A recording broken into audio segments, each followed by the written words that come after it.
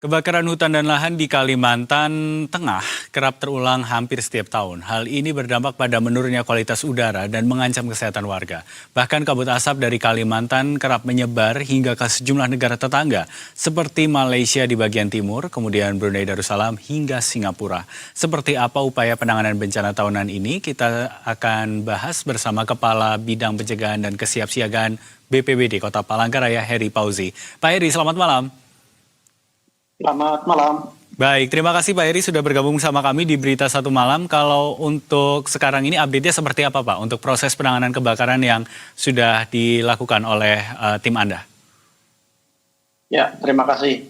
Jadi untuk saat ini total luasan yang terjadi di wilayah Kota Palangkaraya yang sudah ditangani ada 128 kali kejadian dengan luasan 56,20 hektar.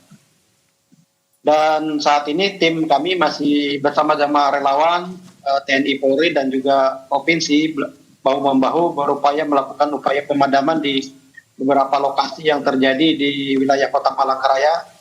Yang saat ini yang cukup luas itu terjadi di wilayah Kecamatan Sebangau, tepatnya di Kelurahan Kamelo Baru, dan juga ada di wilayah Kelurahan Bukit Tunggal di Kecamatan Jekan Raya. Baik Pak Heri, tapi boleh untuk kami minta gambaran sedikit walaupun mungkin juga ada di luar wilayah Anda.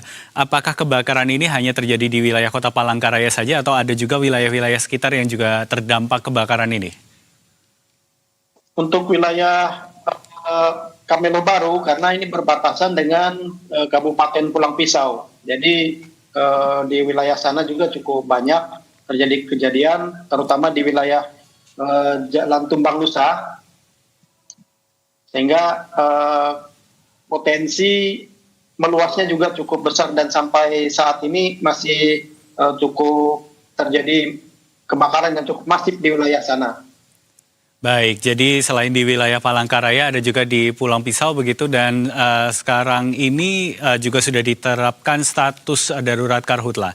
Jadi selain proses pemadaman yang terus berlangsung, apalagi kemudian antisipasi dampak dari kebakaran ini terhadap kesehatan warga, terutama untuk anak-anak yang tinggal di wilayah Kalimantan Tengah ini, Pak? Ya, untuk wilayah Kota Palangkaraya sendiri, Dinas Pendidikan Kota Palangkaraya sudah mengeluarkan edaran untuk melakukan penjadwalan ulang bagi siswa-siswa yang turun sekolah.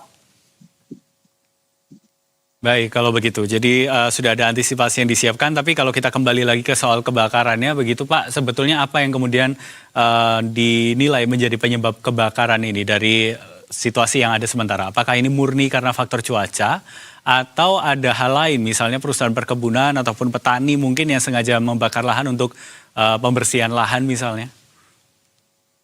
Ya, beberapa temuan kami di lapangan memang kebakaran ini rata-rata kawasan yang terbakar itu merupakan bekas tebas-tebang, sehingga kemungkinan pelaku kebakaran ini memang seperti sengaja gitu melakukan pembukaan lahan.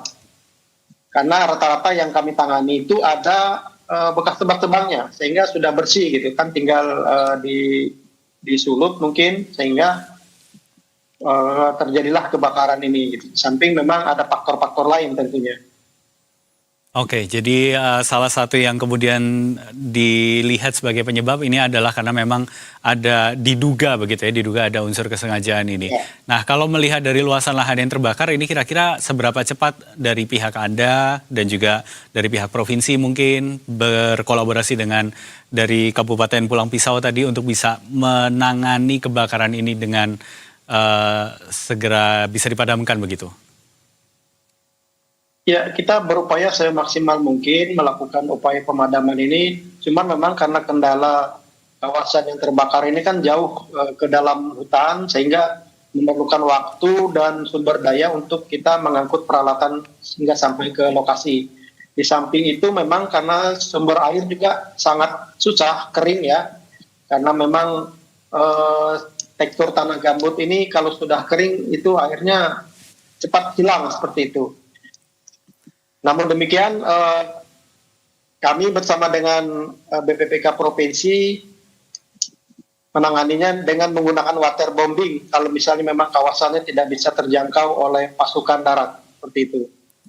Baik, jadi segala upaya juga sudah dilakukan begitu untuk memadamkan kebakaran ini. Kita tentu berharap ini benar-benar bisa segera teratasi sehingga situasi dari masyarakat juga bisa lebih aman begitu ya, tidak harus menghadapi polusi yang begitu tebal akibat kebakaran yang terjadi.